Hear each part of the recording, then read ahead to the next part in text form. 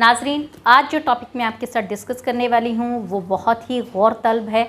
इसको आप ज़रूर गौर से सुनें क्योंकि इस तरह के टॉपिक्स जो हैं वो बहुत कम लोगों को समझ में आते हैं, क्योंकि इस तरह की बहुत सारी वारदात, बहुत सारी जो वाक़यात हैं वो रूनुमा हो चुके हैं, लेकिन लोगों को अक्सर समझ नहीं आती कि ऐसे वाक़यात हो क्यों रहे हैं और इसका बेहतरीन हल क्या है। तो आज जो टॉपिक हम आपके साथ डिस्कस करने वाले हैं उसे प्लीज़ गौर से देखिएगा, गौर से सुनिएगा, ताकि आपके इर्द गिर्द या आपके ख़ानदान में ऐसा कोई मसला है तो आप उसको सॉल्व करने की कोशिश करें, ना कि अपनी अना का मसला बनाएं। अच्छा, गौरतलब बात यह है कि बहुत सारी ख़वातीन हैं जो कि अच्छी खासी फैमिली से बिलोंग करती हैं, बहुत ही अमीर कबीर फैमिली में होने के बावजूद वो बहुत ही उबाश किस्म के लड़कों के साथ या फिर बहुत ही गरीब लड़कियों के साथ या कुछ ऐसे लोगों के साथ ताल्लुकात रखती हैं जो कि उन्हें जिनसी तस्कीन देते हैं।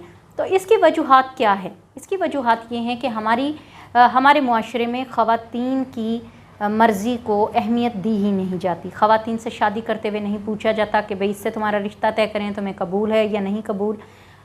बेशक हम लोग 2000 सदी में पहुंच चुके हैं, लेकिन उसके बावजूद हमारे बहुत सारे ऐसे इलाका जात हैं जहां पर अपनी अना को सबसे आगे रखा जाता है, जहां पे ख़वातीन से पूछा नहीं जाता कि आपको ये रिश्ता पसंद है या नहीं पसंद। उसको जहां भी देखते हैं कि इसका रिस्क बहुत अच्छा है, इस लड़के का कारोबार बहुत अच्छा है, उसको उसके पल्ले बांध दिया जाता है, जबकि ना तो उस लड़के से सर्टिफिकेट लिया जाता है कि तुम्हारी मतलब हेल्थ इश्यूज़ तुम्हें कोई नहीं है, और ना ही ये मर्द हजरात की जो फैमिली है वो बताना मुनासिब समझती है।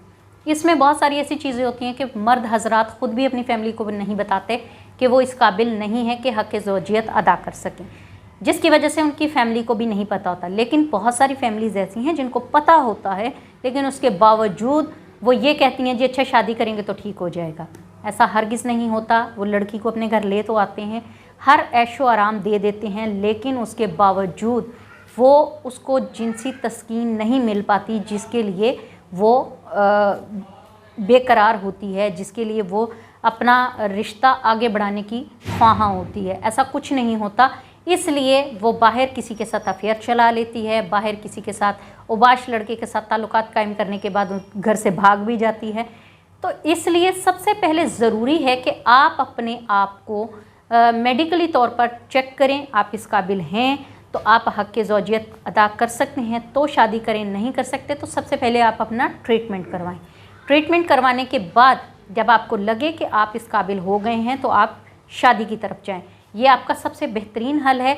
बहुत सारी ऐसी फैमिलीज़ हैं जिनको ये अपनी अना का मसला लगता है और वो ख़वातीन पर तशद्दुद करते हैं कि इसने हमारी इज़्ज़त को रौंद दिया, इसने ये कर दिया। और कुछ लड़कियों के जो वालिदैन होते हैं, मायका होता है, वो उनको सपोर्ट नहीं करता इस मामले में, तो इस वजह से लड़की को मजबूरन ये रास्ता अपनाना पड़ता है।